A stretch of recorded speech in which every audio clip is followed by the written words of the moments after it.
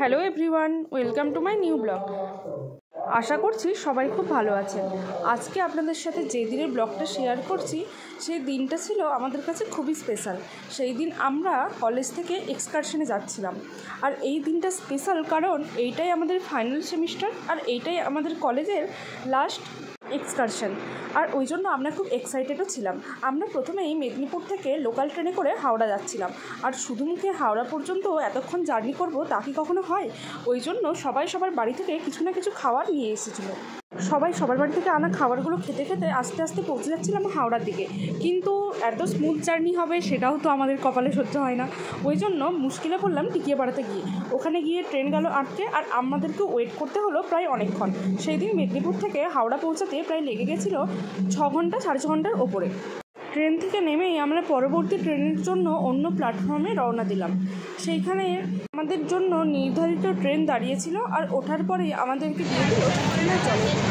এরপরে আমরা একটু পেট পুজো করে নিলাম, আর তারপরে সকালে পৌঁছে গেলাম এনজিপিতে গিয়ে আমরা একটু ফ্রেশ হয়ে তারপরে বেরিয়ে পড়লাম আমাদের পরবর্তী গন্তব্যস্থলের দিকে। আমাদের পরবর্তী গন্তব্যস্থল ছিল শিটং। তবে শিটং যাওয়ার আগে আমরা বেশ কিছু ভিউ পয়েন্ট, যেখানে আমাদের এক্সকারশনের কিছু কাজ আর রেকর্ড নেওয়ার ছিল, সেইগুলো একটু করে নিলাম। তারপরে সেখানের ভিউ পয়েন্টগুলো আমরা সবাই মিলে উপভোগ করলাম, আর সঙ্গে কিছু ছবি তো তুলতেই হবে, সেই টবিগুলোও তুলে নিলাম। দেখো তো কী সুন্দর লাগছে ওপর থেকে ভিউ পয়েন্টগুলো। যেহেতু আমাদের এইদিকে গরম পড়েই গেছে, সেই জন্য দার্জিলিংয়ের একদম কম উচ্চতাগুলোতে খুব একটা ঠান্ডা ছিল না। ওই জন্য আমাদেরকে সোয়েটার বা জ্যাকেট কোনো কিছুই পরতে হয়নি। এইখানে সুন্দর ভিউ পয়েন্ট দেখার পরে আমরা চলে গেছিলাম নেক্সট গন্তব্যস্থলে, যেখানে ছিল পাইন ফরেস্ট। আর পাইন ফরেস্ট দেখতে সবাই কম বেশি খুবই পছন্দ করেন। একটা আলাদা রকমের অভিজ্ঞতা হয় এই পাইন ফরেস্টের মধ্যে। সেখানে গিয়েও আমরা নিজেদের কাজগুলো করে নিলাম। তারপরে আমরা জায়গাটাকে এক্সপ্লোর করতে থাকলাম। ভিউগুলো কিন্তু খুবই সুন্দর ছিল, আর পাইন ফরেস্টের মধ্যে একটা গাছ অঞ্চলের ব্যাপারও ছিল। নেক্সট আমরা পৌঁছে গেলাম আমাদের হোমস্টেতে। আমাদের হোমস্টের নাম ছিল বাস্তা হোমস্টে। এটি একটি রিজনাল নেপালি হোমস্টে। এখানেই আমরা স্টে করেছিলাম 2 দিন। এইটা শিটংয়ের একটি অফবিট জায়গার মধ্যে অবস্থিত। হোমস্টেটা কিন্তু খুবই সুন্দর ছিল। পুরো হোমস্টেটাই একটি অফবিট জায়গার মধ্যে অবস্থিত, তাই চারিদিকে বনাঞ্চল ঘেরা এই ছোট্ট একটি কুটির বা হোমস্টে সেটাকে আরও বেশি সুন্দর করে তুলেছিল। তারই পেছন দিকে অবস্থিত একটা ঝর্ণা।